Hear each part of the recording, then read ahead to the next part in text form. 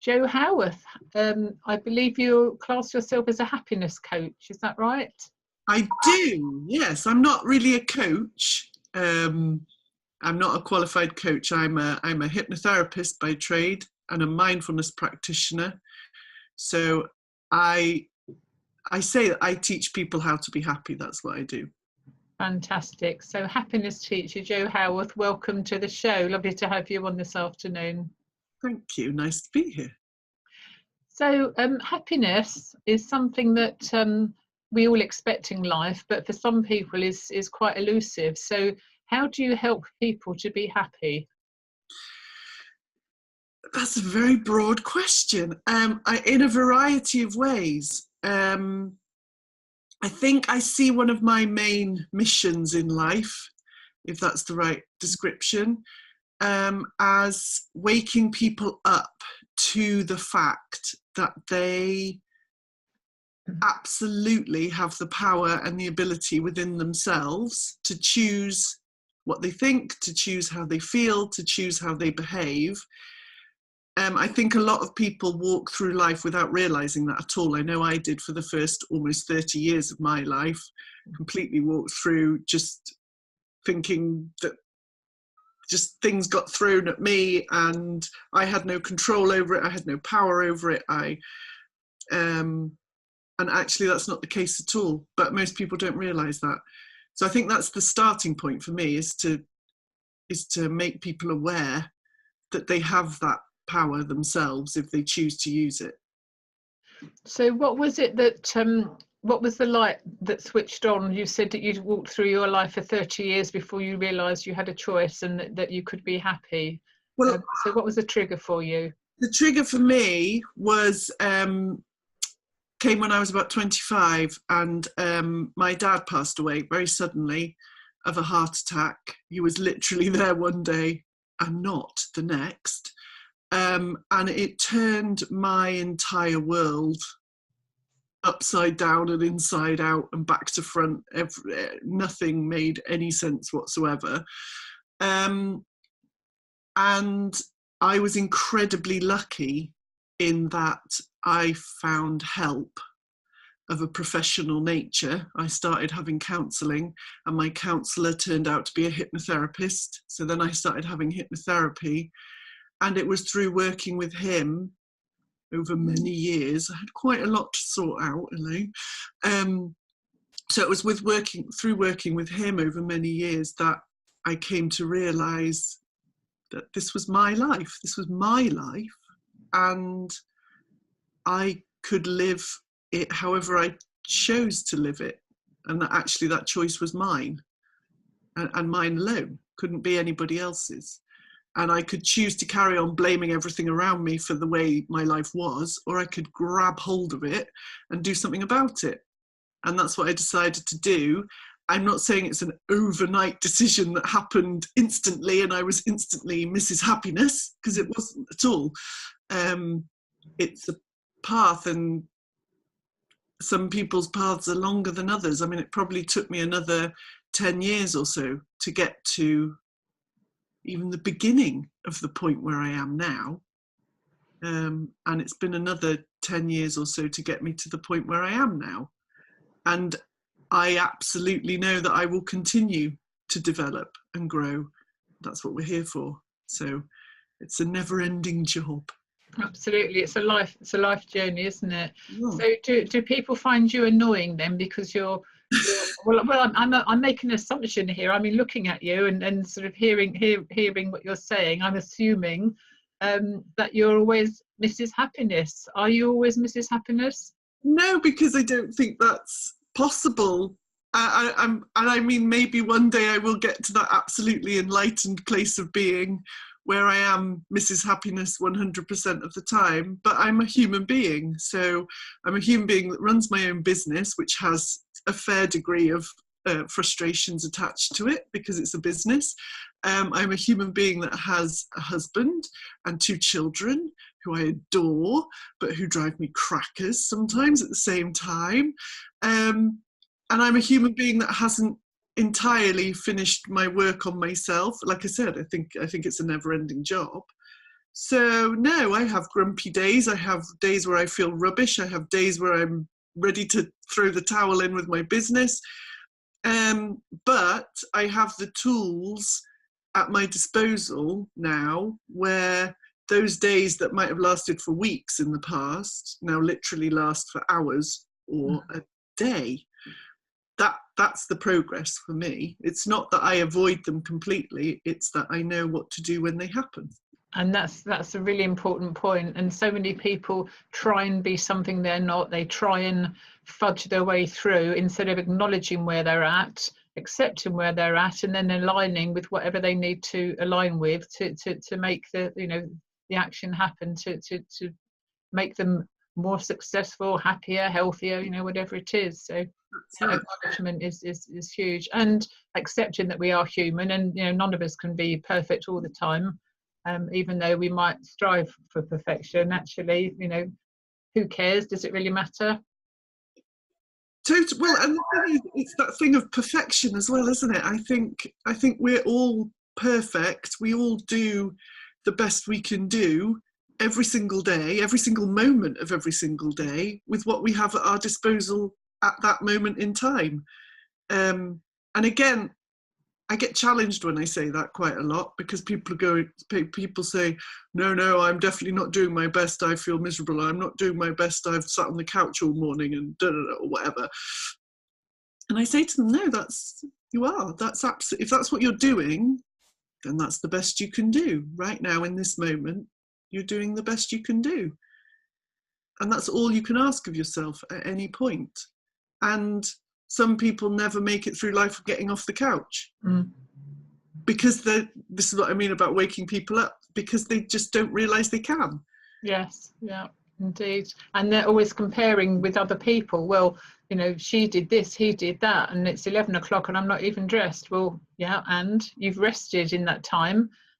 They'll probably be resting at the end of the day. You know, there is no need to compare with other people, but we're continually bombarded with all these expectations from outside, from society. Absolutely. And I think comparison is a dangerous thing to do. And again, it's where I used to live, definitely. You know, comparison is the mother of jealousy and envy and all of that. And the only person that gets harmed in the middle of all that comparison is the person who's doing the comparing. And you know, there's a famous saying which I will probably misquote now because that's my speciality.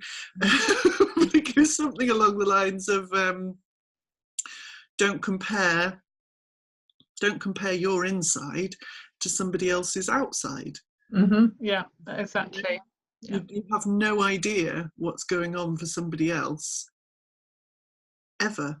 The only person that you can know where they're at, know what they're doing, know what they're thinking and feeling, know what they want and how they want to be and where they want to get to, the only person you can know any of that for 100% is yourself. Absolutely. So when clients come to you, and presumably they come to you because they want to be happier, again, I'm making an assumption there, the fact that you put yourself out there as a happiness lady. So what's the first thing you say to them? How do you know, turn them from being maybe in the depths of despair for some people into working towards whatever happiness looks like for them? Where do you start?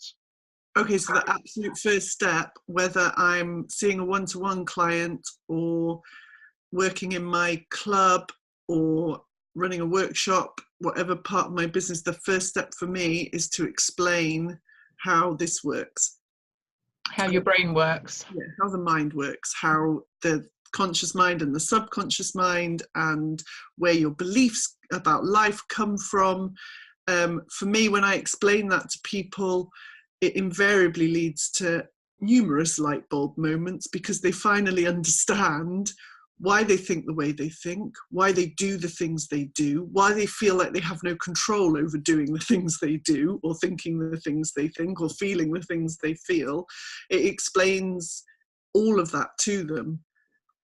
And as I said, really does give them the message that actually, if you choose to, and it's absolutely a choice, if you choose to, you can do whatever work is necessary to overcome those conditioned, learnt patterns of behaviour, patterns of thought. You've learnt them. I think that's what a lot of people don't realise, is that they've learnt how to be who they are. And if you've learnt how to be like that, you can unlearn how to be like that. You can absolutely learn how to be new, how to be different.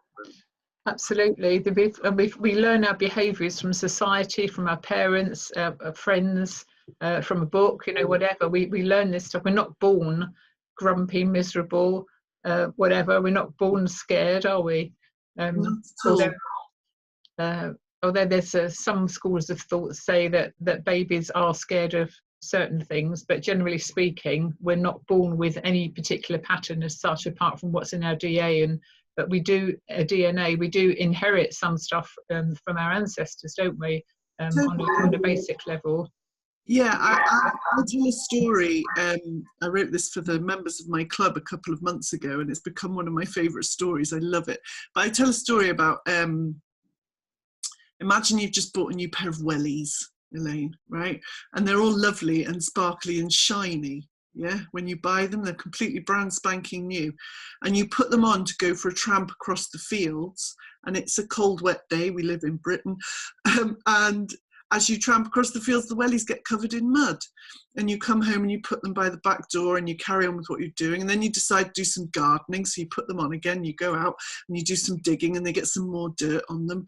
And then the next day you go for another walk across the fields because you're being really healthy and doing your daily exercise, and you get more mud on them. And within a week or so, your lovely brand spanking shiny gorgeous wellies are covered in mud.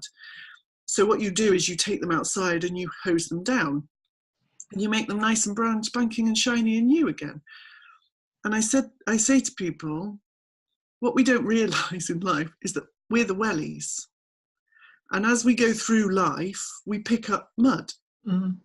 But the bit that breaks my heart, and the reason why I do the work I do, is that we start to believe that we are the mud. Yes, that's a good analogy. Yeah, we forget that we're actually the wellies underneath. Yeah. Or we don't even realise that we're the wellies underneath. We just believe that we're the mud. So we don't take them outside and hose them down because we don't know that that's an option. Does that make sense? Yeah, we don't realise we have a choice. So, and it's a relatively simple thing to do to get the mud off. But because we believe we're the mud, we don't do it. But we're not, we're the wellies. And that's absolutely... Like I say, that's become one of my favourite stories over the last couple of months because I think it describes it perfectly. That's what happened. That's very good. You mentioned your club. So tell us about the Happiness Club. So the Happiness Club is an online monthly membership club, and I send my members a message every day of the year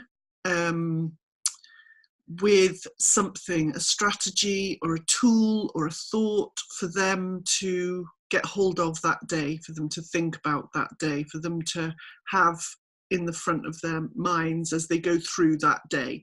So the idea behind the club is that it is a drip feed effect.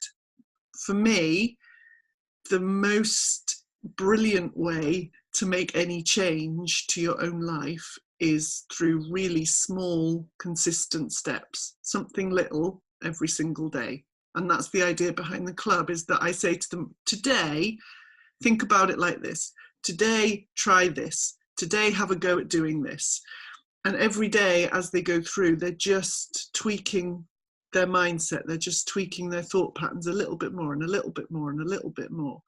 And within a month or two, they realize that they've been in that same situation where they would have responded like this 6 months ago, and they've responded in a completely different way, which it just gives me such a buzz. So that's so gorgeous. So that's the idea behind the club. It's a daily, I genuinely feel like it's me putting my arm around them and going, it's all right, you're okay, I've got you, try this. And then my members get access to me whenever they need or want it. So if they come up against something difficult, they just pick the phone up, and I'll talk them through. One of my members calls me her reset button. Oh, that's very good. Yeah, Yeah. excellent. No. Because when you're in a situation, you can't necessarily see the wood for the trees, and you shut down your own choices, don't you? So when you have somebody who's an experienced pair of eyes and a confident as well, that's non-judgmental, they can go, well, why don't you do so and so, which I guess you do. And I guess most of the things that you would say to people, when you say it, sounds very simple, but when you're in that place, you can't see it for yourself. Absolutely. And a lot of what I say to people in the daily messages, and if we're having a direct conversation, a lot of what I say to them, they know already.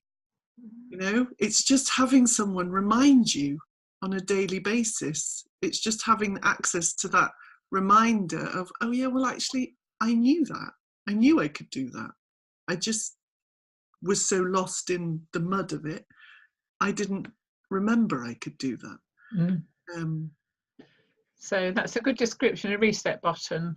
Yes. So you've got your happiness club, and you have private clients that you see. Do you see private clients? You mentioned hypnotherapy. I do. I work with people on a one-to-one, not as often as I used to. My business seems to be going off into the direction of workshops and speaking. I speak at conferences and stuff like that. So that's very much where I feel myself being drawn recently. So I do work with people on a one-to-one, but not all the time. I was a jobbing hypnotherapist for many years, so I have that experience behind me. But yeah, so I don't always. Mostly with the members of my club, I work on a one-to-one. Okay, and you've written some books. I've written about 1,000, not 1,000 books.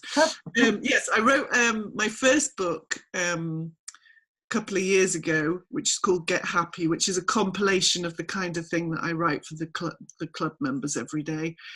So it's a 6 months worth of daily posts. That's available on Amazon.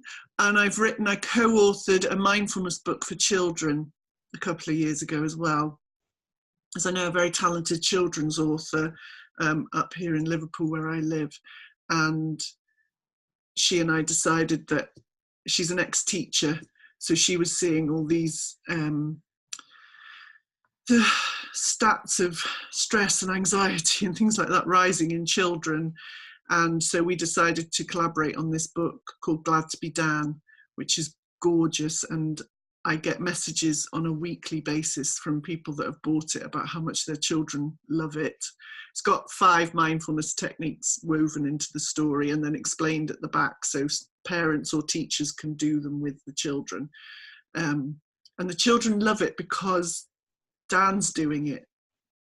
Dan doesn't feel very happy and they don't feel very happy, and he's doing this thing and it helped him, so I'll do this thing and it might help me. It's ace. I love it. And then my newest beauty is quite a hefty tome. It's called It's Okay. I can't tell you what the subtitle is because it's got a naughty word in it, Elaine. Okay. But it's called It's Okay, and I co-authored this with a brilliantly talented woman called Ali Gill. And it's basically a permissions book. Ali does similar work to me, but she very much focuses on journaling and that kind of exercise when she works with people. And I'm very much about mindset exercises and practical advice. So the book is a mishmash of me and her, our styles. And we had a conversation where we talked about the fact that actually a lot of people are waiting for someone to give them permission to do something or feel something, or and again, we've both, Ali and I have both been in that situation where we've been that person, and until you actually think about it, you don't really think about who you're waiting for permission from. You just kind of feel like you're waiting. Yeah. I think it's a hangover from childhood. Yeah. It's they, isn't it? Until they say it's okay. Well, who Sleep, are they?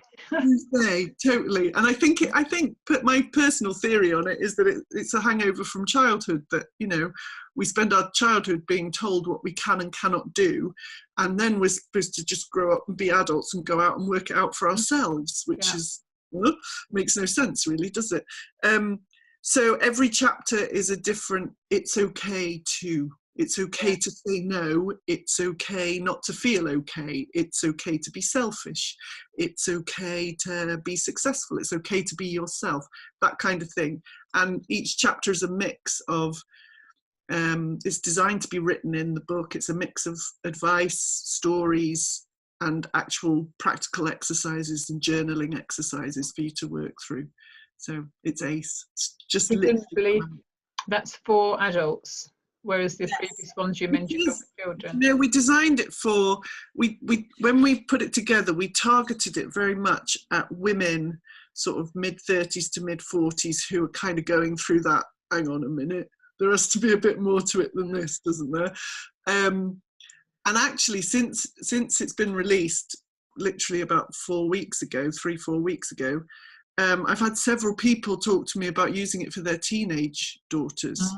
And it hadn't really occurred to me, but it is actually perfect for that age group as well, which is, again, really nice, because I'm very much, part of the work I do is going into schools and working with kids from 4 to 18 to teach them practical stuff they can use, and to teach them that they can be in charge of themselves. So that warms the cockles of my heart that people would use the book for that age group as well. I have a wild vision of a generation of children growing up with this stuff, these techniques and this way of thinking as second nature to them. I think that would make the world a very beautiful place. I think there needs to be a balance between youngsters of today giving back chat, and, you know, we've got the barometer has gone completely bonkers, because I was brought up with, you know, put up, shut up, don't speak till you're spoken to, all that sort of thing, from my sort of Victorian great grandparents and so forth, to today's generation. It's like, it's cocky and it's clever to back chat, and we need somewhere in between. So the it's okay sounds like it's a good transition between, as you say, childhood and adulthood, but with the reassurance that it is okay not to feel okay. I think that's an important message that you mentioned as well. Definitely, because I think we spend our lives being told how we should be feeling. And I don't like the word should anyway, but why should we? Why should we be feeling like that? We should be feeling exactly how we're feeling in any moment, because that feeling is telling you something. It's giving you a message. That's what your feelings are there for, to give you some kind of message. And what we try and do is block them out. The ones that don't feel nice, we try and block them out so we can't see them, and then they can't hurt us. But actually what we need to be doing is turning towards them and going, come on then, what are you trying to tell me? What do I need to know? What do I need to work through so that I don't feel you in the same way anymore?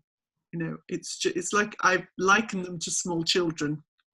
When I work in schools, if I ask a question in a classroom of 4 or 5-year-olds, everybody puts their hand up, and you can't possibly ask everybody, but there's kids that literally are twitching past themselves, trying to get you to choose them. And I say, your emotions are exactly the same as those children. They just want your attention. They're just trying to tell you something, but we try to ignore them. So they just get stronger. I've got a vision of your It's Okay book, your new book, with you and the lady you co-authored with, Ali, is it? Ali Gill, to train other people to deliver a programme using your It's Okay book all around the country. I like that vision. So I can see that one, and it wouldn't be difficult for you because you've already got street cred in working in schools, and it sounds a perfect book, and seeing when you waved it, on the screen just now. You know, it's quite a tome, isn't it? And it's in a workbook format with a spiral bound. So it's a very, you know, it could almost become the, you know, the Bible of the way to be sort of thing for teenagers. It could. I like that. And then you can train people all over the UK. Yeah, we're planning to run a series of workshops based on the book next year. So yes, it could grow out of that quite easily, couldn't it? Train the trainer. I like your style. Aha, there we go. So, thank you for spending time with me this afternoon. Your two chosen songs are Happy by Pharrell Williams. Tell me why you chose that one. Fairly obvious, I think, this one. Really, it kind of has become my theme tune. It just makes me feel good, and it sums up what I'm about, really, and how I think we are all capable of feeling happy, totally, 100%. So when you go on stage, that's your lead-in tune, is it? When you go on stage, yeah, fabulous. Yeah. And the other one you chose by Stevie Wonder is Signed, Sealed and Delivered. And this is one of my favourite songs of all time. So when I was a kid, my mum was a massive Stevie Wonder fan, so I became a massive Stevie Wonder fan. I love him. I think he's amazing.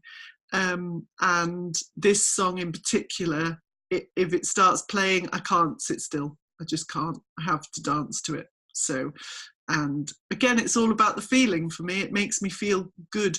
So that's all the reason it needs, really, I think. Marvellous. So Jo Howarth, how do people get in touch with you?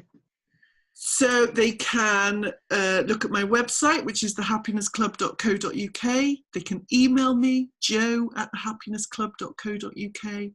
I'm on Twitter, Happiness Club Jo. I'm on Facebook, I'm on LinkedIn. I'm all over the shop. Marvellous. Being happy. So thank you for spending time this afternoon, and I look forward to seeing you with your array of trained It's Okay happiness coaches, whatever you want to call them, to go into secondary schools. Brilliant. Thank you for having me, Elaine. You're welcome. Take care. You too.